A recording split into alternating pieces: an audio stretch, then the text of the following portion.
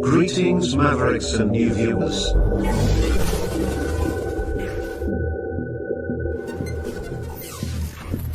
Tonight, direct and live from the Maverick News Network World Studios.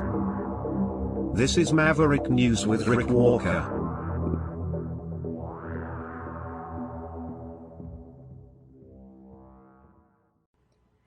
Welcome back, everyone, to the Maverick News Channel. Hello, Maverick family and new viewers. Wherever you may be, tonight we have a lot to share with you. Stacked program as the chaos continues in Mexico, even as the Mexican government is saying they are entering a period of stabilization after the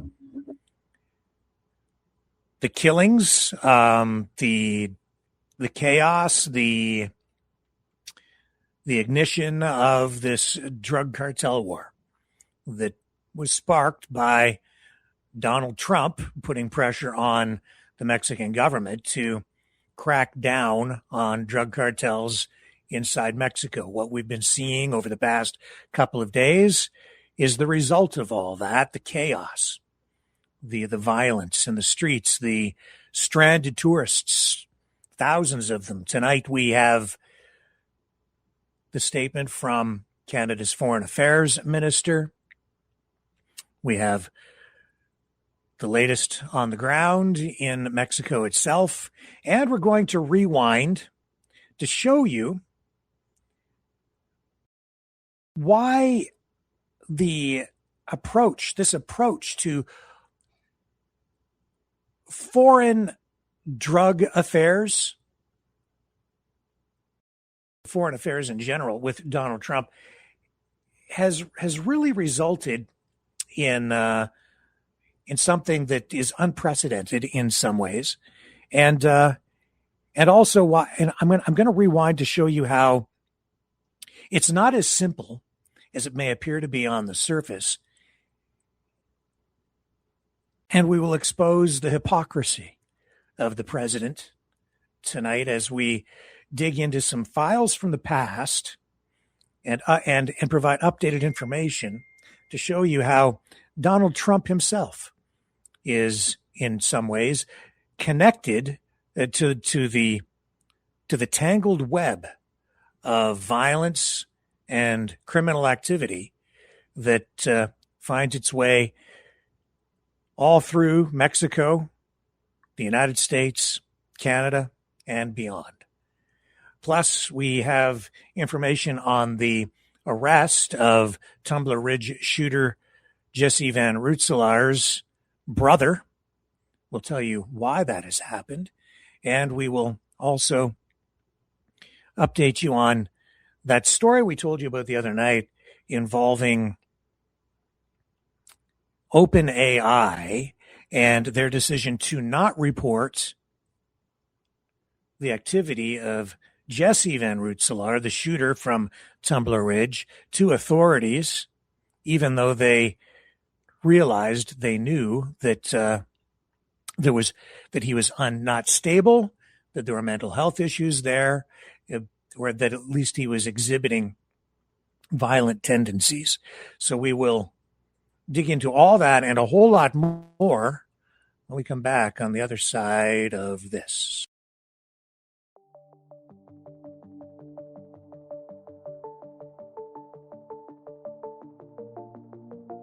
Greetings, brave Mavericks. Our quest for truth continues. We go beyond fake news. Together we expose propaganda. Together we pull others out of rabbit holes. We are maverick thinkers. We are all unique individuals, defenders of individual rights and freedoms, credible, trusted, grounded in reality. Maverick News, defending free speech, Donate at freedomreporters.com. Do it now. Tomorrow may be too late.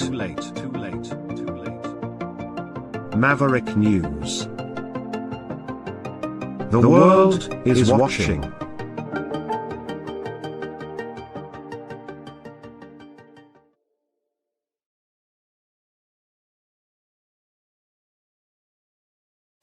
Brightleaf Innovations is excited to offer our newest investment opportunity, the Turn Easy Bed Storage Solution. Turns with a touch, spins all the way around. Every little thing you need is easy to be found. No more clutter, no more mess on the floor. Just spin it, reach it, you don't search anymore. Turn Easy Bed, spin your world around. Storage made simple, the best you found. Shelves your way, keep the mess away. Charge it, store it, night or day.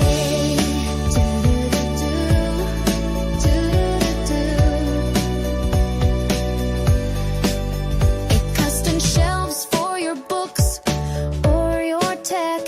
Cozy space for your treasures to protect.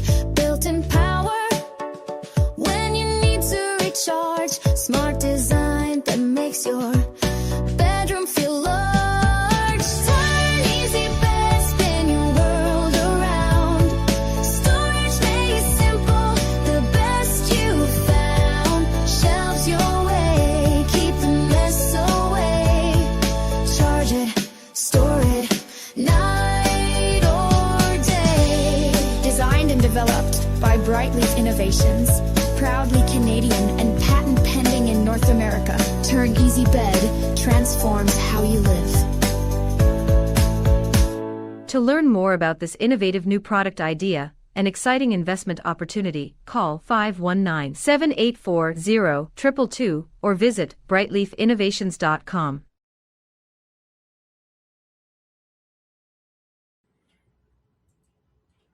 Okay, the situation in Mexico, volatile tonight. So we're now, a day after this situation where the Mexican army killed the country's most powerful drug lord. So we have tourist shops reopening in some areas and some workers back on the job there, but still some gunshots being heard on the streets in Mexico, about 20 different areas across the country were terrorized really by drug cartels yesterday and into the night last night. Heavily armed Mexican security forces have been battling with cartel gunmen following the killing that then resulted in this explosion of violence really across the country. Cartel fighters continued to block roads, seizing vehicles, pulling drivers from their cars, beating them in some cases, then setting the vehicles ablaze. And when we were preparing the broadcast for tonight, we put 73 dead as the death toll at that time. I believe we are now up to 78. And the aftermath is devastating. I guess the descriptions we're getting from people on the ground there is that, well, they're describing it very much as a war zone. So this drug lord known as El Mencho,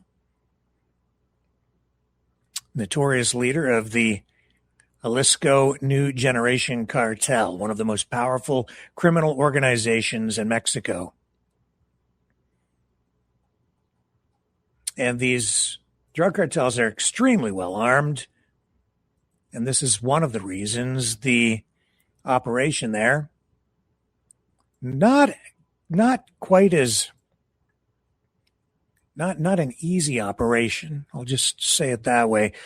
Let me show you, well, there's all kinds of videos circulating online, but governments, as part of their information warfare campaigns, when they get into any kind of a conflict like this, will release propaganda videos, and these drug cartels are doing exactly the same thing. And when you look at the videos they're releasing or allowing to be recorded and then distributed, you'll see that they're extremely well equipped, in some cases better equipped than the government forces that are opposing them and trying to take them out. Pinche 20, a ver si muy verga te topas con nosotros. Ahí tengo desamarrados los perros, culero. Y así voy a andar patrullando. Con tu puta madre.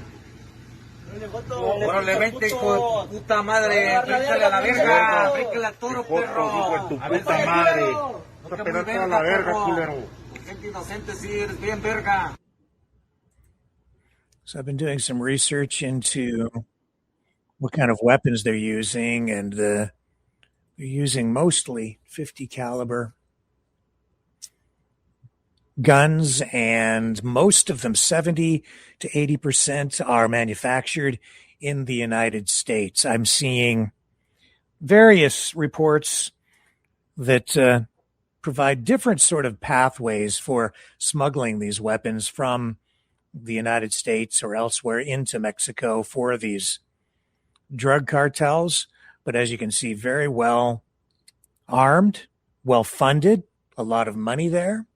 And as I was saying last night, where are they getting these weapons? Who's manufacturing them? How do they get them? It's an important question. And the answers are, I think, fairly obvious. Some allegations of, well, I shouldn't, I guess, make allegations without absolute proof. That being said, no doubt that these weapons are made in the United States, 78, 80% of them. And they're finding their way into the hands of these drug cartels and their forces, and they are really like an army. And that's just one of the complicating factors. And in Mexico, the Mexican Army and Air Force are both conducting flyovers in some of the areas affected by these propeller-driven aircraft. This is what's being posted online.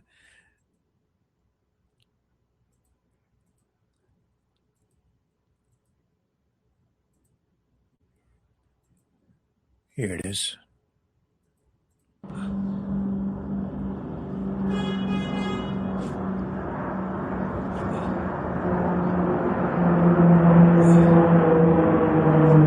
I'm honestly not sure what to make of that. Using propeller-driven aircraft in a jet age, it's hard to know what's real, what isn't real. I can just say that it seems odd to me, but it could just be a cost-effective way to put forward some air power against these drug cartels. This is what tourists have been encountering when walking down the street, with locals telling them to get off the streets because people are being shot and killed. Did you hear it or see him duck into somebody's doorway? Hide behind something? People, go up to your house. We are. It's going to be very bad. It's going to get better. They're killing people outside. Okay. Okay. Please, There they go go. home. Come on, let's go. So they know, right? Ron, can we come? No, we're going to go straight down Right, this way straight up. because the highway's right there, so we That's can't right. go there. That's right.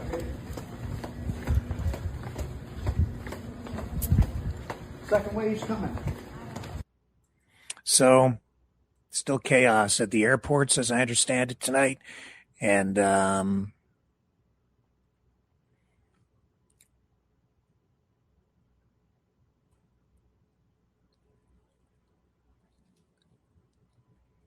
that is the thing. Those airplanes up in the air, I believe those, if I'm not mistaken, those look like P-51 Mustangs. So let me just check. I'm going to see if that's actually true, because I don't want to leave you with a false impression if that's not really the case.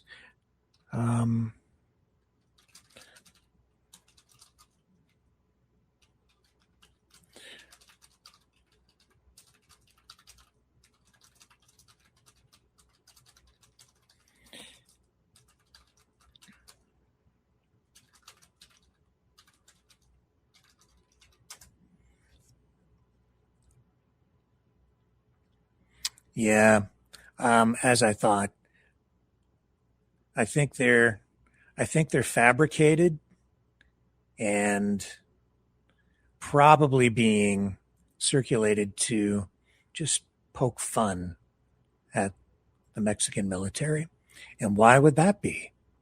Because we are seeing posts online calling for the United States military to intervene. We've seen media reports pushed out to the public saying that President Trump offered to send in the U.S. military, boots on the ground, to take out these drug cartels. And Sheinbaum, president of Mexico, declined.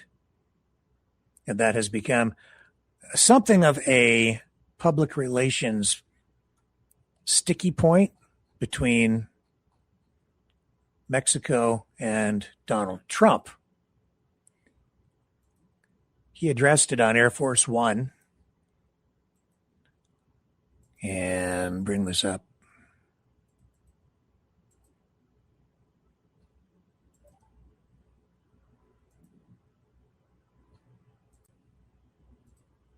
Isn't that true?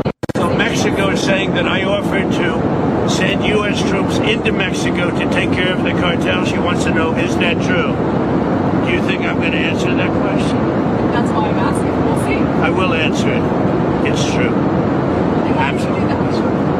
Because they are horrible people that have been killing people left and right, they've made a fortune on selling drugs and destroying our people. We lost 300,000 people last year to fentanyl and drugs.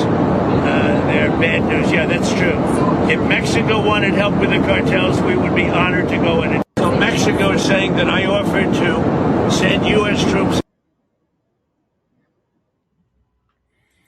It's a recurring message, not just there, but here in Canada too. People repeatedly calling for Trump to send in the troops to save the country. Social media posts, I'm seeing them calling for U.S. military intervention in Mexico to take care of Mexico's problems, as we've been seeing for a long time, even up here in Canada, calls for the U.S. to send in troops to save Canada. We need help up here, they say, to deal with this communist dictatorship that we have in Canada repeatedly. And I think of specific campaigns even with social media influencers.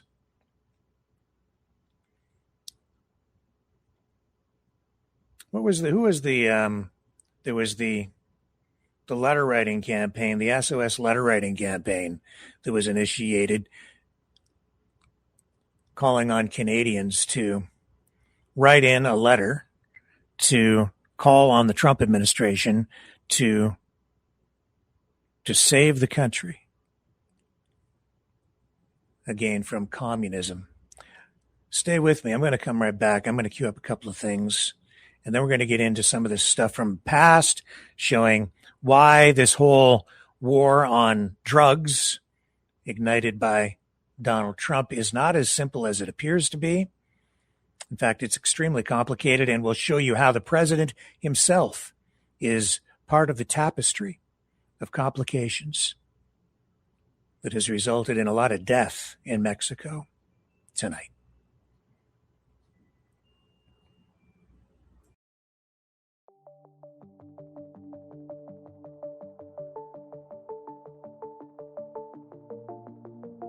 Greetings, brave mavericks.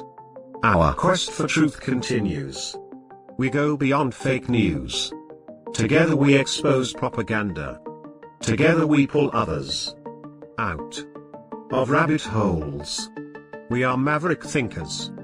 We are all unique individuals, defenders of individual rights and freedoms, credible, trusted, grounded in reality. Maverick News, Maverick News. Defending free speech, free speech. Donate at freedomreporters.com. Do it now. Tomorrow may be too late. Maverick News. The world is watching.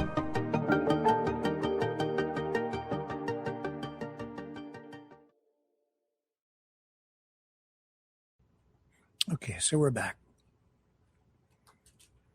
This whole situation down there in Mexico, they've been fighting drug cartels.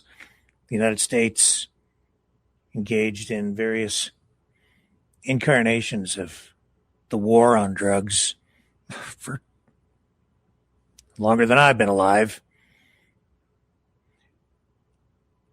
Over a century at least. So what's going on down there right now, as I've said, is apparently, it's readily apparent that this is a planned operation, something that's been in the works for a long time. And I've mentioned before that one of the architects of what we're seeing right now appears to be Major General Paul Vallely. And I mentioned yesterday, again, Operation Sinaloa. That's the name of the plan that he helped to concoct. And I just wanted to reinforce and bring the receipts to show you that I'm not making this stuff up. Here he is. This is a newsletter that he sends out.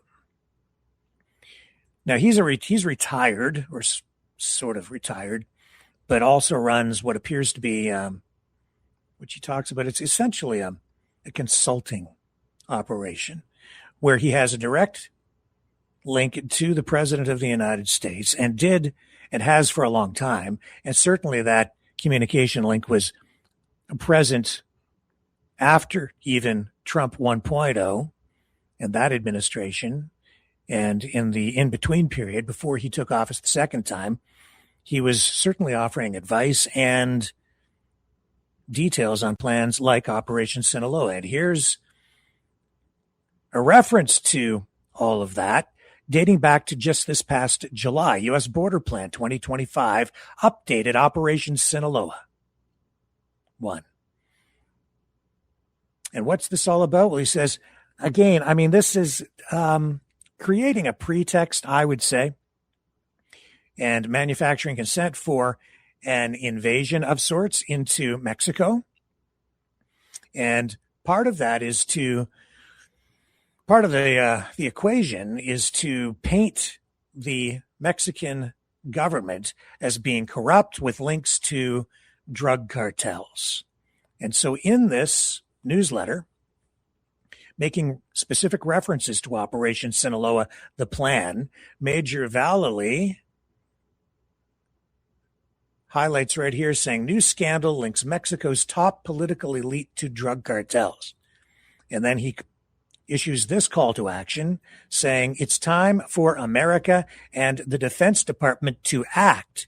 So he has been a hawk on this file, advocating, pushing, promoting the idea that the U.S. needs to intervene and send in troops.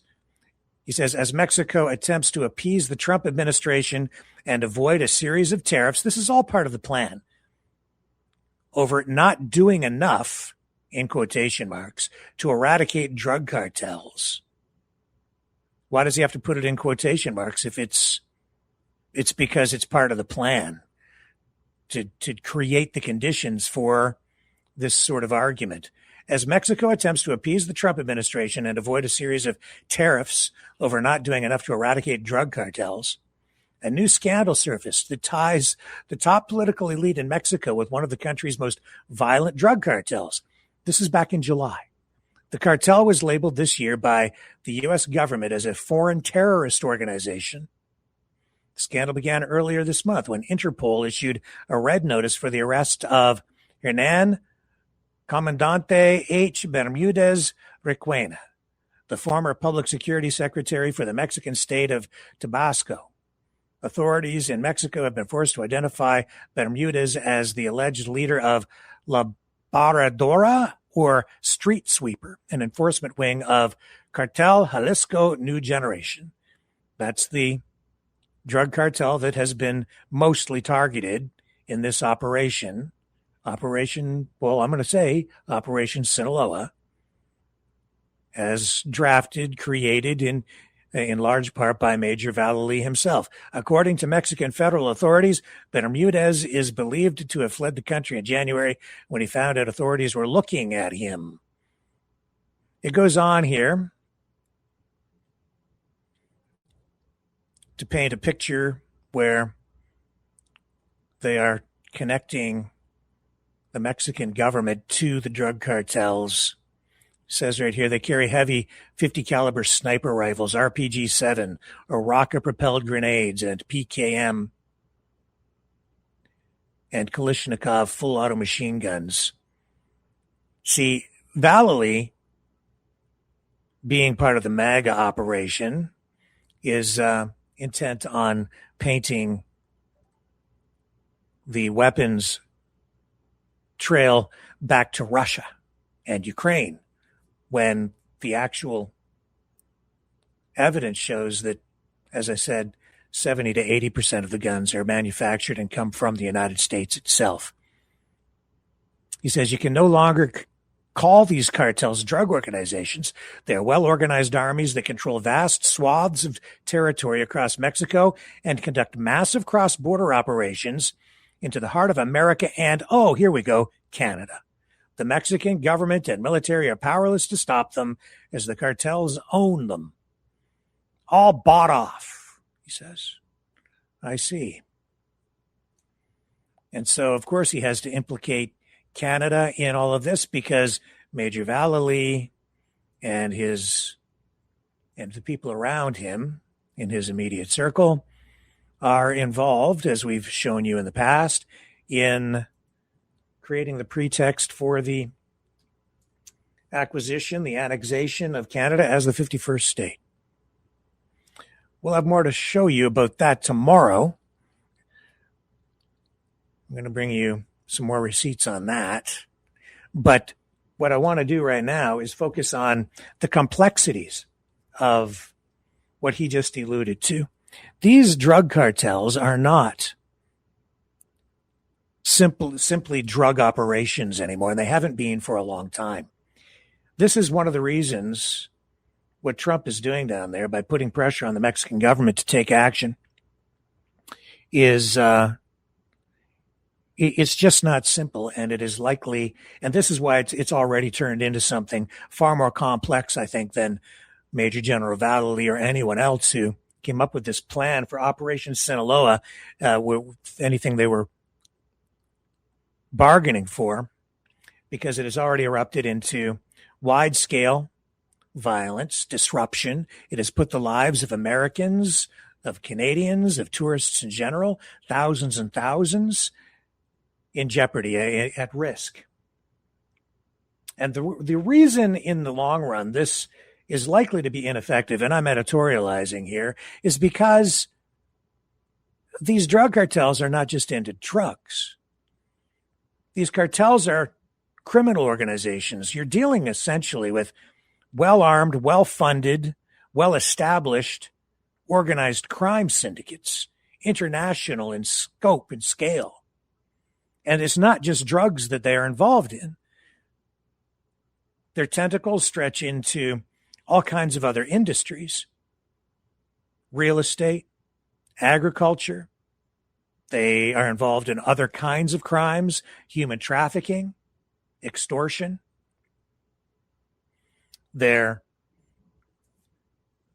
active in service industries like restaurants, casinos,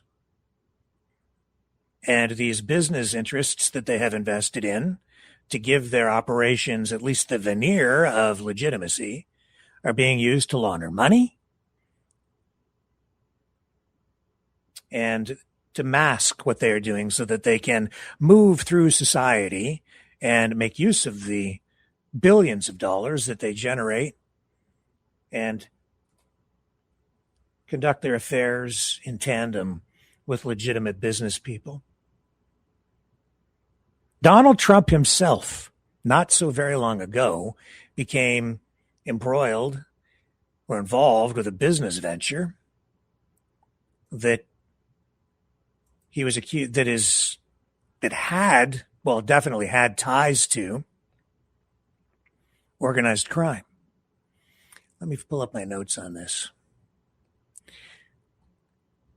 So this is a prominently cited example of Trump's ties to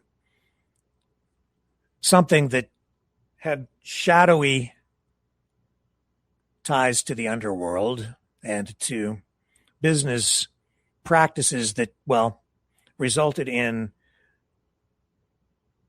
extreme scrutiny and questions about money laundering and drug cartels. Now, this takes us out of Mexico specific, but it is relevant to the conversation here tonight because what we're dealing with is a president and an administration that is saying they want to crack down on drug cartels and organized crime, money laundering, and yet the president himself connected to a hotel in Panama that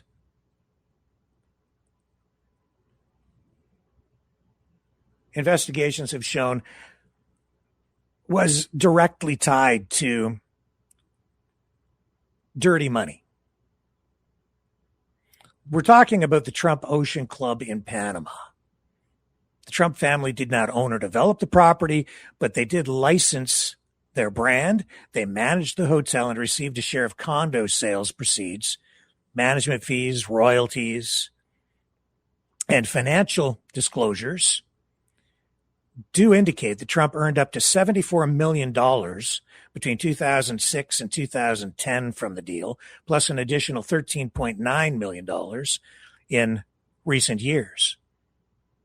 So there were investigations by various journalists, most prominently dating back to that period. There were reports from Reuters and NBC News that revealed that this tower was riddled with buyers, brokers, investors linked to international organized crime, including drug trafficking.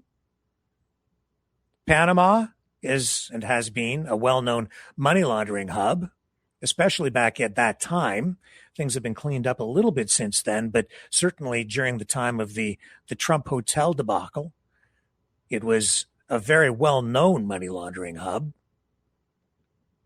And so this project involving Trump, it involved bulk unit sales, cash payments, anonymous shell companies, and this all, of course, brings up red flags for laundering illicit funds. A former Panamanian financial crimes prosecutor at the time called it a vehicle for money laundering. This thing, and the story over time, not only was it troublesome, and not only raised alarm bells for a lot of people and red flags, the story got kind of weird and it got messy. The entire Trump family appears to have been involved in the hotel operation back at that time. In fact, Ivanka Trump sort of became a spokesperson for the operation. Here, I'll show you what there were some promotional videos made at the time. We'll show you this, and then we're going to get into the receipts to show you that this is very valid stuff.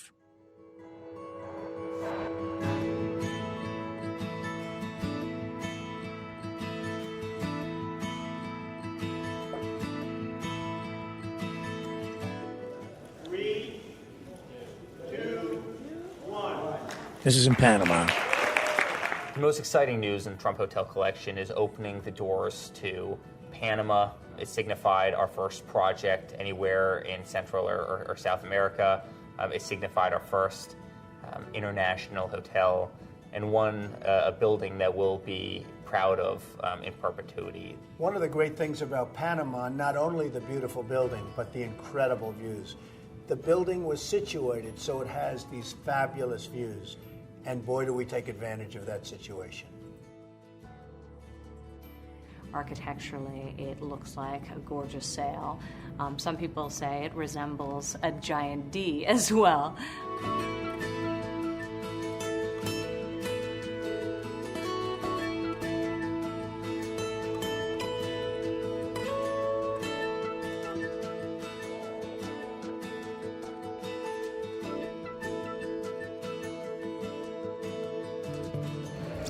These are some buildings.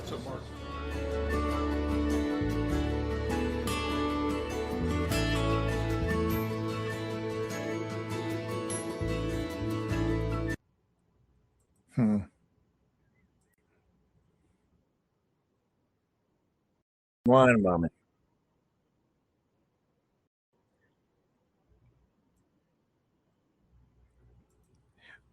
I'm going to bring up this other promotional video with Ivanka Trump. Well, actually, here, hang on. Well, I don't need to. What I'm going to do is this is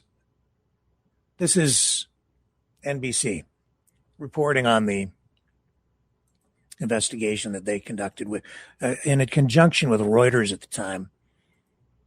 And then there has been additional documentation that has come out since then.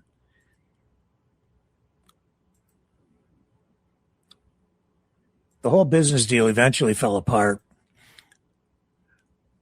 But the point that I'm partly trying to make here tonight, in addition to what I'm just showing you here with regard to this investigation, is that these drug cartels, it's not just drug operations.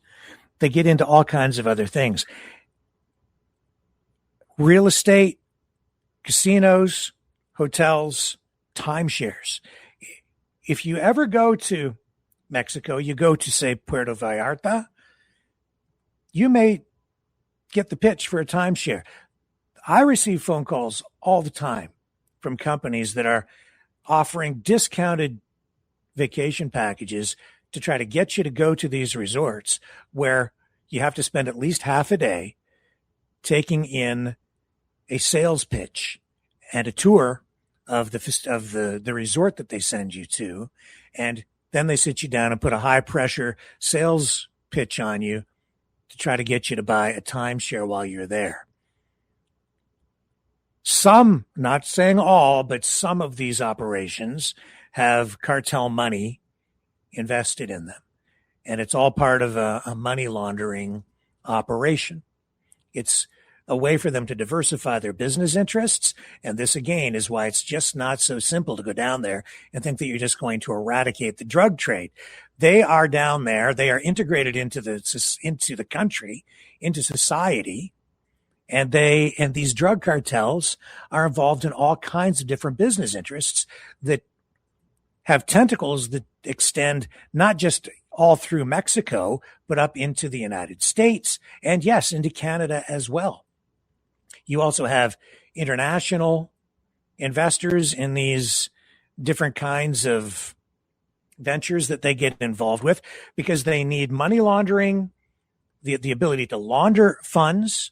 When they take in illicit funds from their illicit drug trade, they need some way to inject that money into legitimate businesses and then flush it back out in a way that they can actually spend it and reinvest it.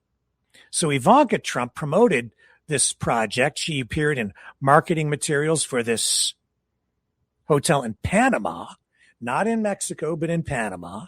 This is an example of how this stuff is kind of done. And I'm just highlighting this particular project to show you the hypocrisy, again, of the Trump administration and Trump himself when he's dictating to Mexico about these drug cartels while he himself has had ties to operations that have been linked to drug money.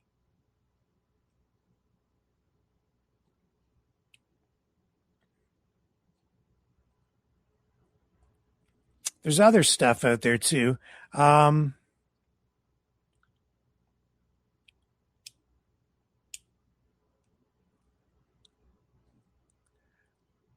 I'll get into the extraditions here in a little while.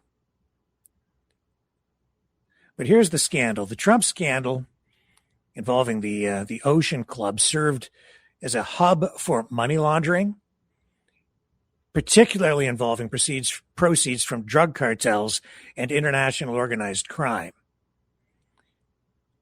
And what we have here is Panama has always, for a long time, been a hub for money laundering. And while Trump has denied these allegations, I'm sorry, I have to bring up the clip here. Okay, Brent, let's bring this up and we'll show you what it was. I've got it. We've got audio okay? All right, here we go.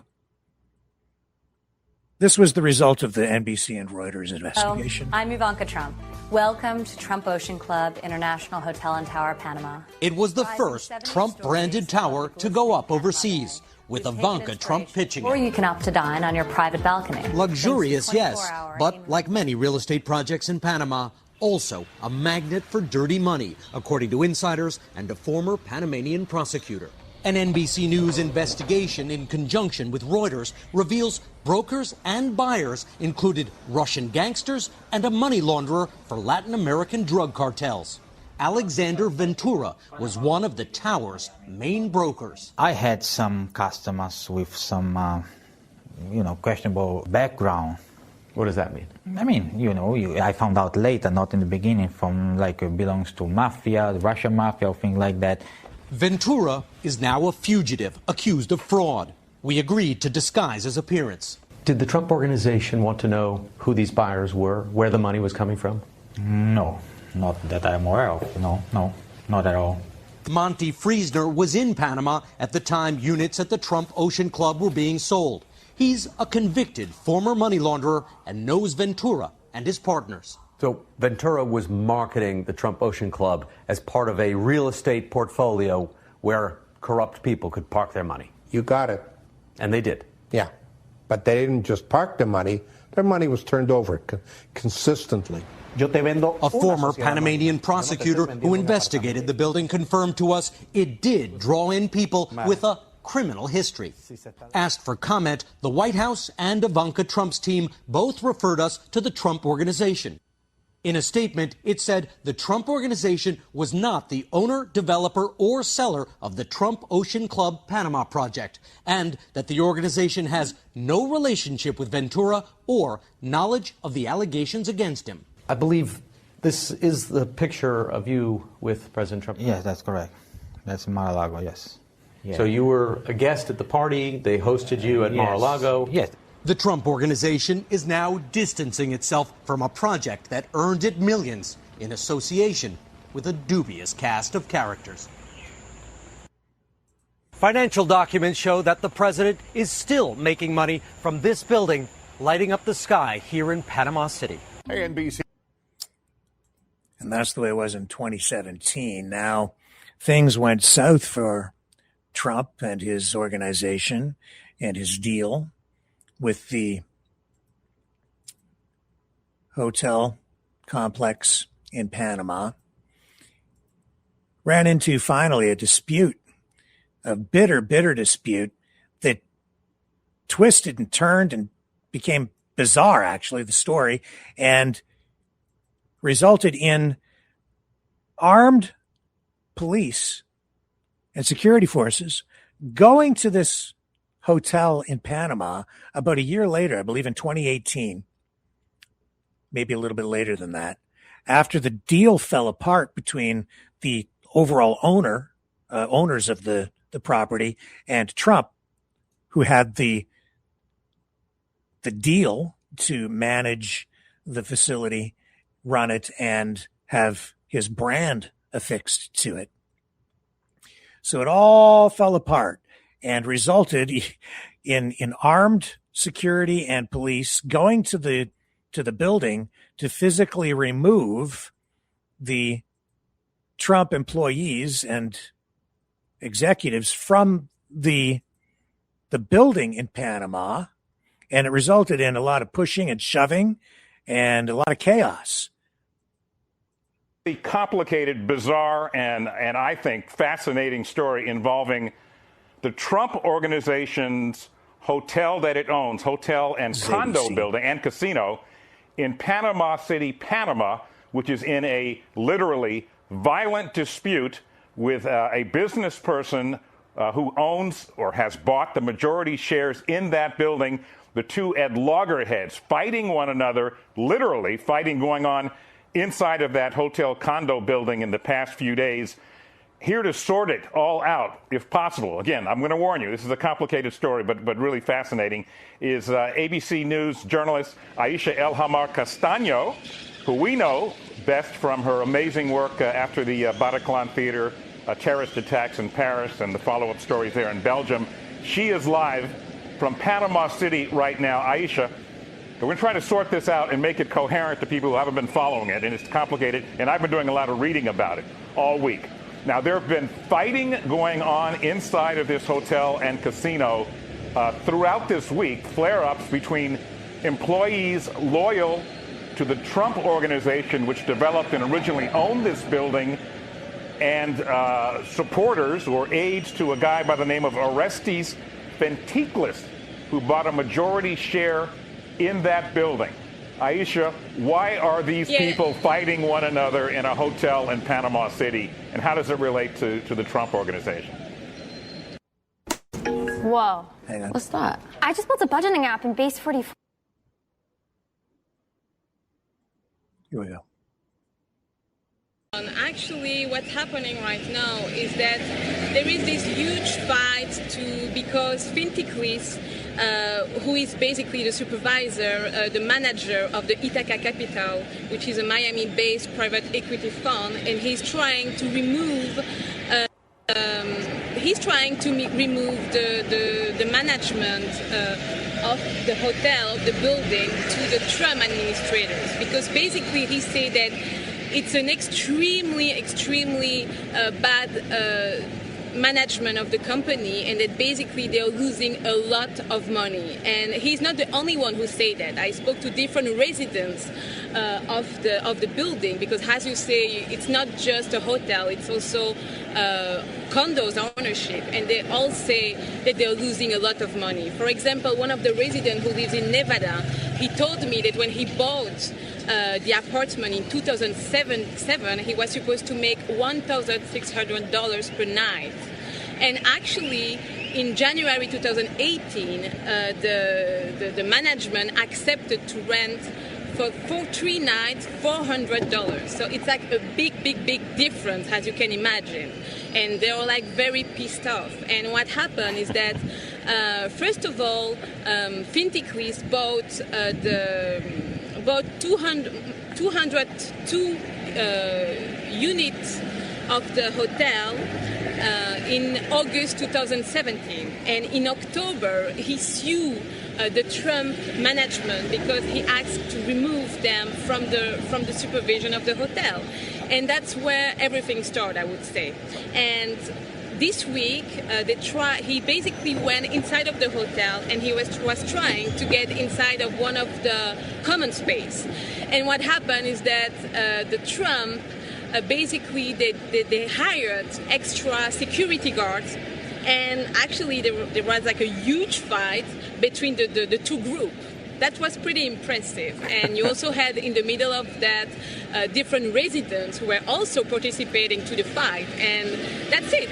I mean, it's a very complicated story, because you can imagine that the 200 employees are extremely afraid of losing their job if there is a change of management. Okay. And Fentiklis is trying. Yeah. Let me interrupt you here. Just to be clear, the Trump organization and President Trump has removed himself from day-to-day operations, but still technically owns this organization.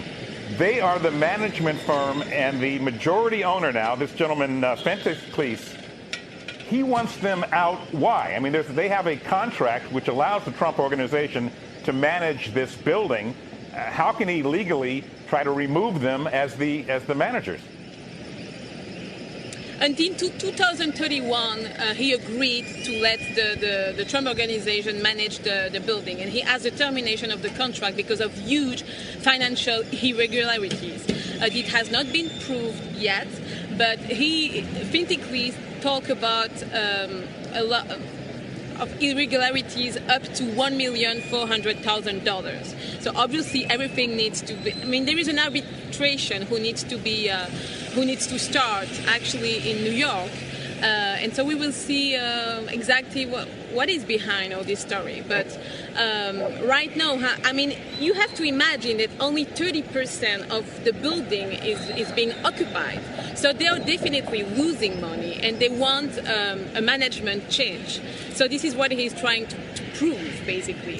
Basically, he wants to avoid any bankruptcy. And Fintiklis and his aides or supporters or friends, if you will, tried to go into the building, go into the headquarters there, the operations center of the hotel, and there was a physical altercation. There was a fight. Somebody got thrown down a hallway when they tried to essentially take over control of the hotel. It's crazy. That's true, Ron. And actually, one of the security guard has been detained by the police. You need to imagine that. And actually, on Wednesday, Ministerio de Trabajo, so which is the labor ministry, employment director, she came here. Her name is Judith Aparicio, and she came here and she tried to get in, and to be able to have guarantee that the employee are paid, etc., etc. And actually, they didn't let her in neither. This is pretty crazy because it's like an official representative of the government, and they didn't let her in neither. Wow. And until today, actually, you can see extra security guard in the hotel. That's very, very interesting. I mean, it's definitely not a peaceful moment for the hotel, and same thing for the clients. They can see that something is going on. I talked to different clients of the hotel, and they told me that. I got to tell you, this is a very bizarre story. In fact, in a written statement, the Trump organization accused Fintiklis of thug-like and mob-like tactics in trying to physically enter the hotel. Now, as I understand it, there are legal actions going on both in the U.S., in federal court here in the U.S., and there was a proceeding there in Panama just a couple of days ago. Any resolution? Does it look like there's any settlement of this forthcoming? No, not yet. And actually, that's what we are. Oh, we lost our. Fired 10 employees. He fired 10 employees, and but they're still here. They'll still get in. So what he wants to do now is that he wants to prove that he wants to confirm the eviction of these people, and it includes the current general manager of the Trump Ocean Club. Okay. So we can expect more confrontation, to be honest, between the police and between these employees, potentially, because they definitely refuse to consider the legality of Fintiklis to make this kind of decision. But at the same time, again, the residents most of them are in favor of Fintiklis because they are losing money. They are afraid that their investment in this 70 stories building will be for nothing at the end. And just to be clear, Fintiklis not only wants the Trump organization removed as the managers of this very luxury building. Hey. Yeah, well, they also wanted the Trump name taken off the front of the building. And finally, that's exactly what happened. But this was a licensing deal where the Trump organization provided the Trump brand name, management services, and promotional involvement. That's where Ivanka Trump came in to do those infomercials or commercials that you saw online there. She earning an estimated $32 million plus, maybe even as much as somewhere between $32 and $75 million in fees, royalties, commissions between 2006 and 2016. And the project itself became a hub for money laundering. with multiple buyers and brokers tied to international organized crime, including Latin American drug cartels.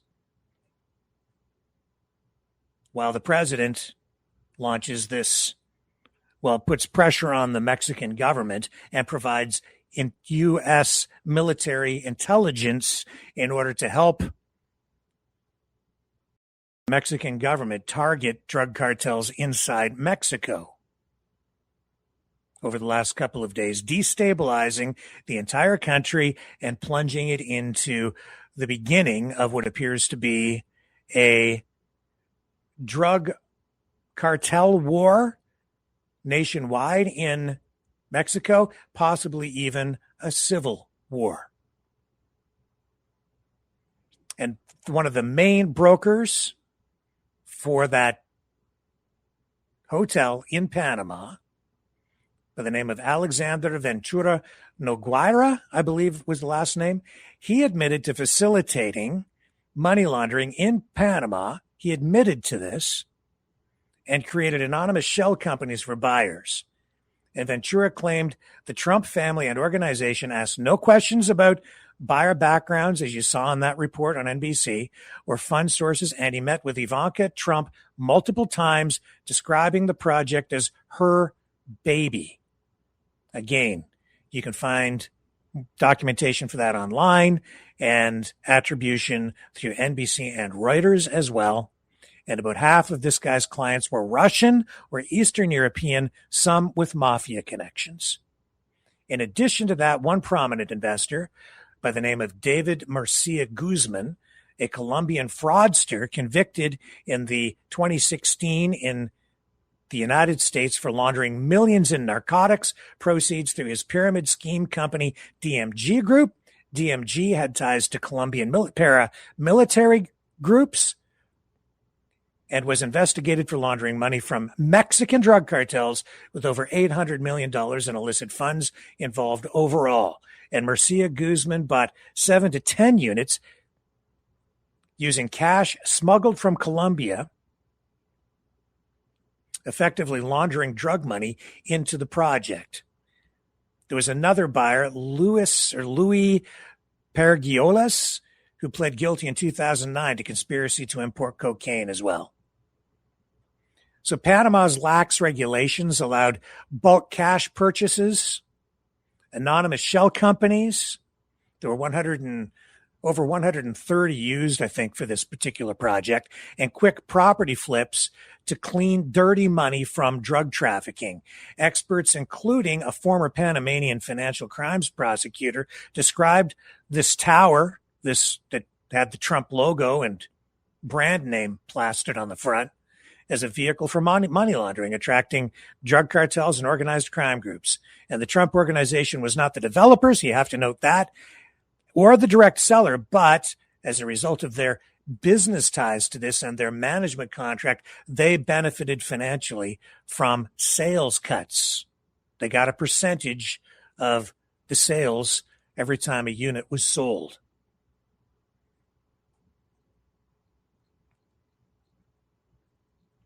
Then it just deteriorated from there because, as you saw, the Trump management team was accused of gross incompetence by Venticlis, the owner of this company called Ithaca, and they were accused of gross incompetence and deficient operations, leading to financial losses. They were embroiled in a legal dispute because of breach of contract allegations, including failure on key obligations. The allegations from the building owners included later claims of tax evasion as well. The Trump companies allegedly failed to withhold and pay Panamanian taxes. The tax rate there was 12.5% on management fees and underreported employee salaries allegedly to avoid Social Security contributions in Panama, exposing owners to millions in potential liabilities. So as a result, the owners of the building sought to terminate their contract with Trump and his organization early and remove the Trump branding and take full control of the operation to save their business, which was being used to launder dirty money, but still had to turn a profit. Trump, of course, denied all of this. His company denied it all. They denied all the allegations, calling the termination invalid and unlawful. They accused Fintiklis of breaching the agreement and using aggressive tactics. The main point here tonight, because of what's going on in Mexico, is that, as you can see, once again, extreme hypocrisy in play as Donald Trump claims to have the best interests of Mexicans and Americans at heart as he ignites this extremely violent drug cartel war that has been spiraling out of control since yesterday. Stay with me. We have more coming up on the other side of this.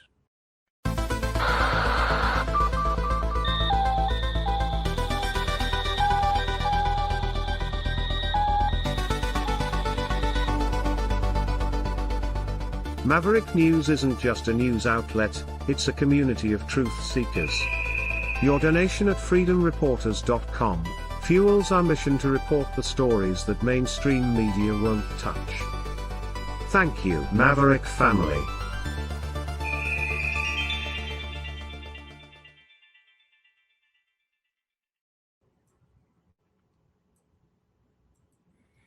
And this is messy, and it's scary for people down there as Canadians and Americans and tourists from all over the world are trying to get out of Mexico tonight. And it is still chaotic at airports and at gas stations.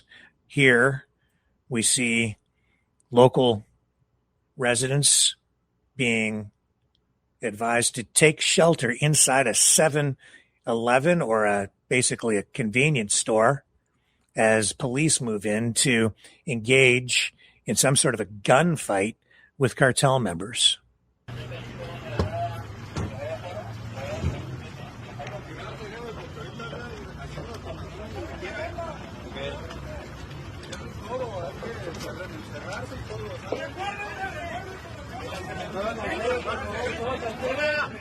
Al 7.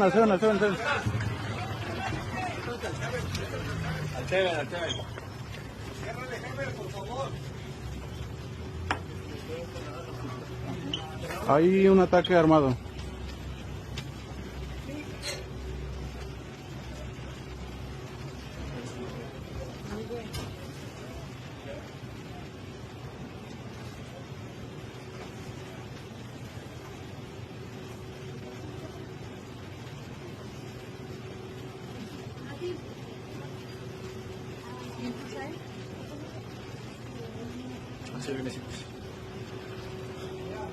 Ya que ahora.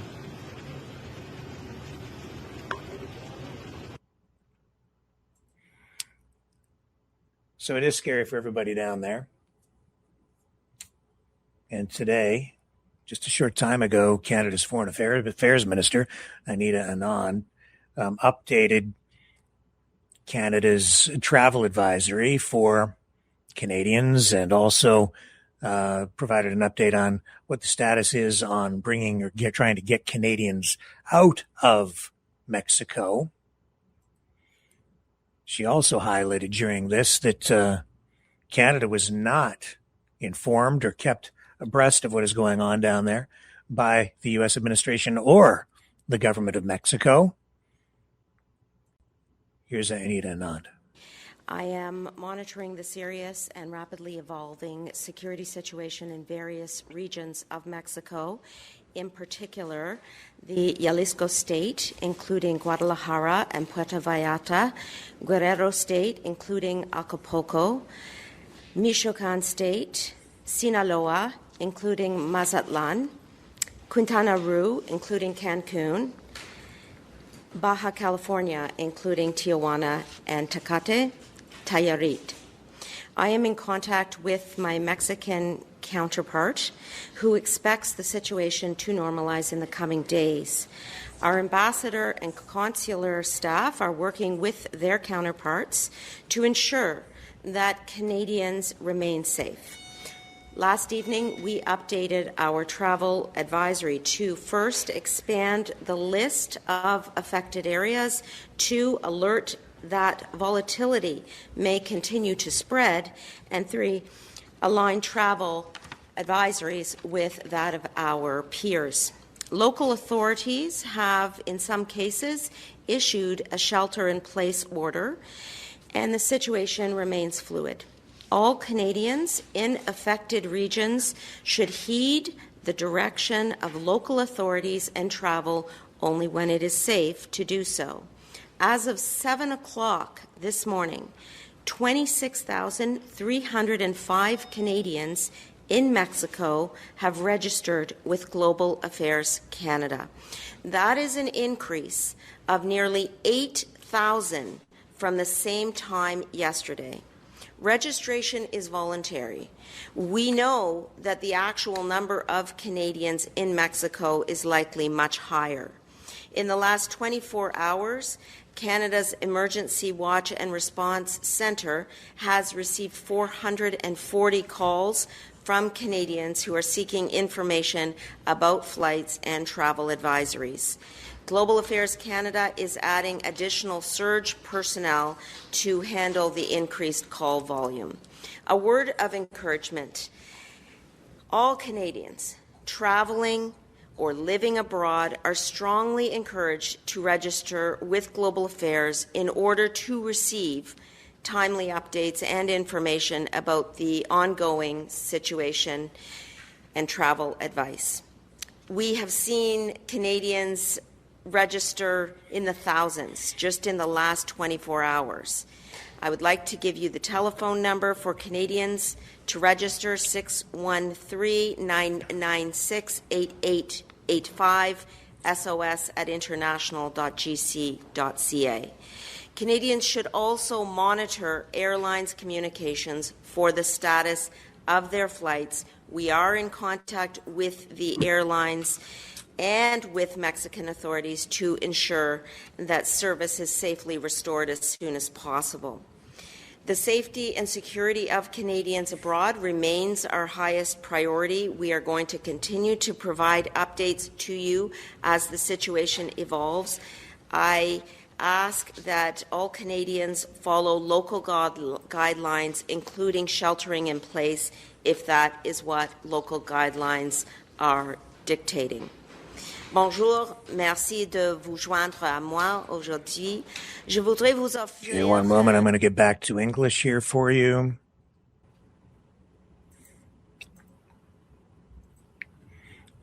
Just one moment. Here we go.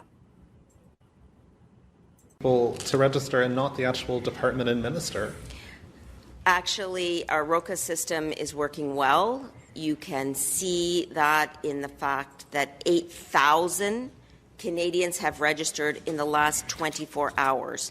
With the surge in volume, there was initially technical difficulties. Those were resolved late in the day yesterday and allowed the registrations to continue unimpeded. As I said, 8,000 registration it's in the last 24 hours, 440 calls. Our system in consular affairs is working well. In addition to the registration and the call center, we also have consular officials on the ground at several locations in Mexico. I have here a map of Mexico, and if you take a look at this map, we have multiple consular officials at the major centers. They are all standing by, ready to assist Canadians. And I want to assure Canadians that we are leaving no stone unturned to ensure that we are providing the most accurate advice possible, and we are doing that on a rolling basis. As you have seen, I issued 2 statements yesterday. In addition to that, we have our call center highly active. We are receiving thousands, 8,000 in particular, registrations. So I want to vociferously underline that our system is working well. And where there are kinks, we are addressing them, and it is functioning well at this time. Do you believe that President Sheinbaum has the situation under control? I am concerned with the safety and security of Canadians first and foremost. In answer to your question, in my conversation with Foreign Minister de la Fuente last evening, he indicated that the situation should stabilize in the coming days and that this was a targeted operation which will not continue. This seems to have been triggered by this, Minister. All this violence has been triggered by the security operation. Given the number of Canadians that were there, were you given any warning that this security operation was going to take place? I was not provided with any indication that this particular operation would be taking place. And on my understanding, I believe that the Government of Canada was not provided with indication that it was going to occur. Est-ce que vous préparez des plans dans l'éventualité où la situation pourrait se détériorer dans les prochains jours? Puis à quel moment vous allez être prêt aussi à contacter les gens qui se sont inscrits auprès de... C'est une bonne question et évidemment, tout le monde veut savoir qu'est-ce qui va passer dans les prochains jours. Mais maintenant, comme j'ai dit, la situation est fluide. Et je suis ici pour vous donner une mise à jour. Ça, c'est une mise à jour qui c'est... Again, just let me get you to English.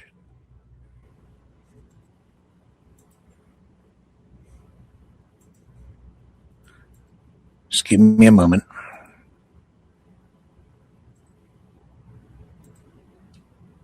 Here we go. Well, almost. Hang on.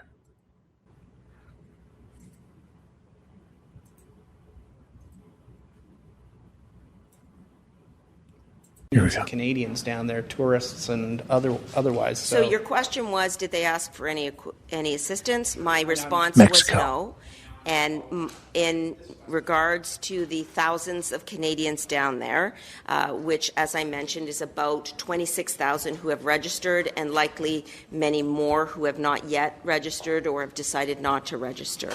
And the work that we are doing to support those Canadians is to continue to provide accurate and up-to-date advice. For example, in the last 12 hours or so, we have updated our travel advisory to expand the list of effective areas, to alert that volatility may continue, and to align the travel advice with that of our peers. In addition, we have received 440 calls.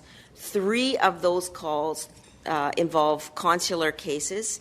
2 of those are injuries that are non-life threatening. 1 of those is in regards to requests for financial assistance. That's the status of the assistance that we are providing to Canadians at that time, and we have not, at this time, and we have not been requested by the Mexican government to assist in any way, shape, or form. Are you considering repatriation flights? Are you considering sending in planes? Not at this time. What about the use of the military? I know that's sometimes lined up weeks in advance. Not at this time. The government should have been given a heads up, given the vast number of Canadians that are down there.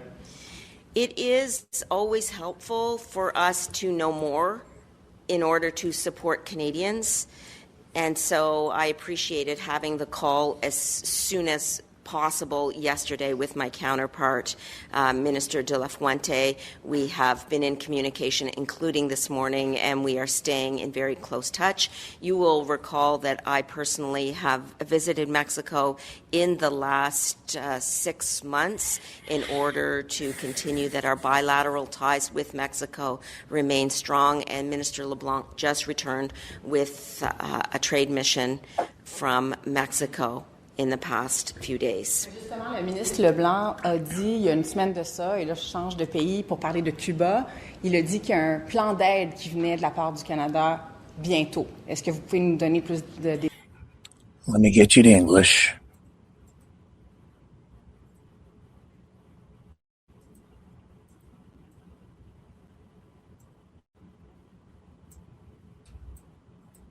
As much support as possible. That type of support begins with providing accurate information about the situation on the ground. On social media, there is an attempt to provide information that doesn't always reflect the true security situation on the ground. That is also concerning in terms of misinformation and disinformation that individuals may be absorbing. Another reason that I wanted to come today to speak with you is to provide accurate information to Canadians in order for them to make decisions relating to their travel and their security interests. We are doing whatever we can to support Canadians in need.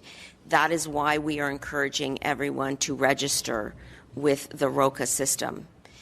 The fact that we have had 8,000 Canadians register in the last 24 hours should provide you with a sense of the way in which Canadians are usefully relying on Global Affairs Canada. We want to hear from Canadians.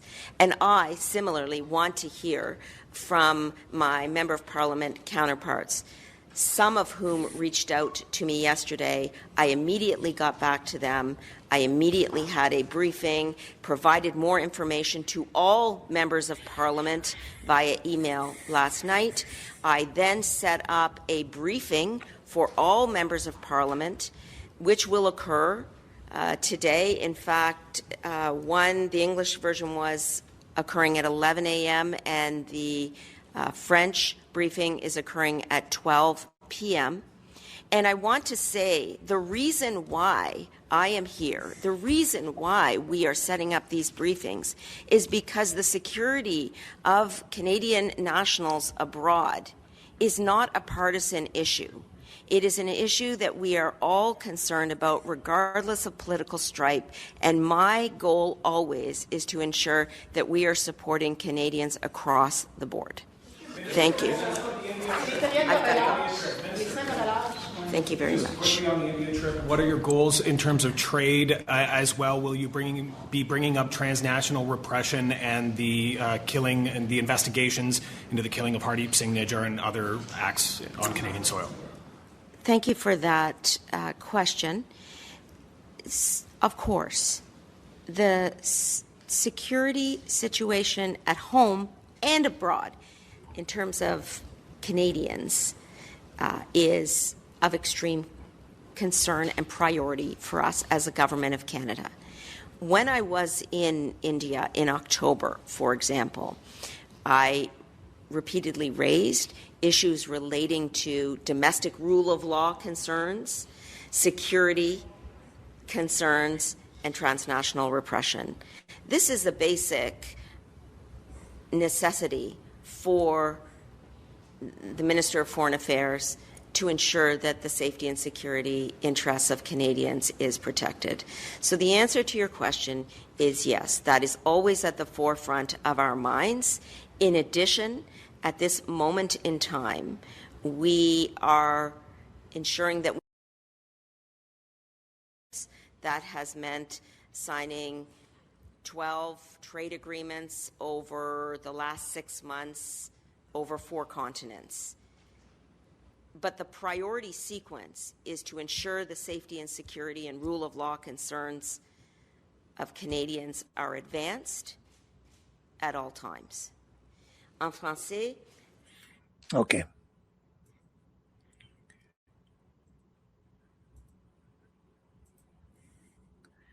And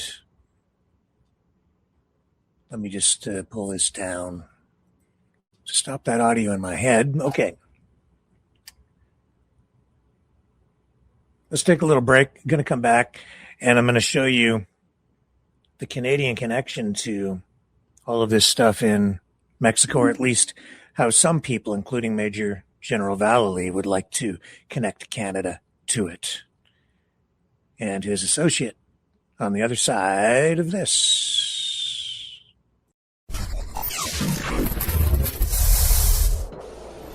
The sharing of biased and false news has become all too common on social media. More alarmingly, some media publishing things that simply aren't true without checking facts first. Unfortunately, some members of the media use their platforms to push their own personal bias and agenda to control exactly what people think, and this is extremely dangerous to our democracy.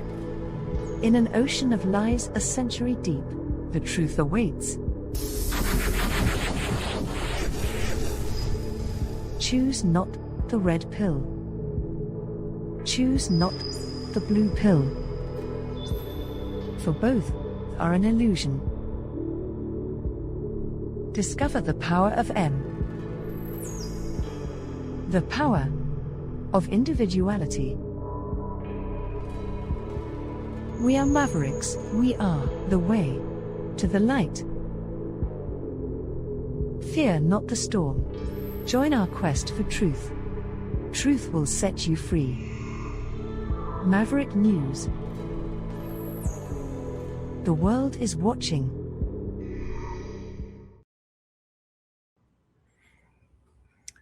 So if you think this is just about combating the drug trade and preventing drugs from getting into the United States and maybe even Canada, well, I have news for you. It's about more than that. All you have to do is start connecting dots. It is all tied to this plan to reshape our world, to create this new multipolar geopolitical reality that I've been talking about for quite a while now, carving the world up into spheres of dominance. And at the center of that, of course, is Canada, the United States, Mexico in this hemisphere. And this is one of the reasons it would appear that Mexico is involved in this drug cartel war right now, which is very destabilizing to the country, but it also puts Mexican sovereignty under pressure, because we've shown you earlier tonight Trump commenting on offering to put U.S. troops directly into Mexico. When asked about it, he acknowledged it, and he said it would be an honor for me to do that. We've seen posts online with people calling for U.S. military intervention, saying that this needs to happen because Trump will put an end to this very, very quickly.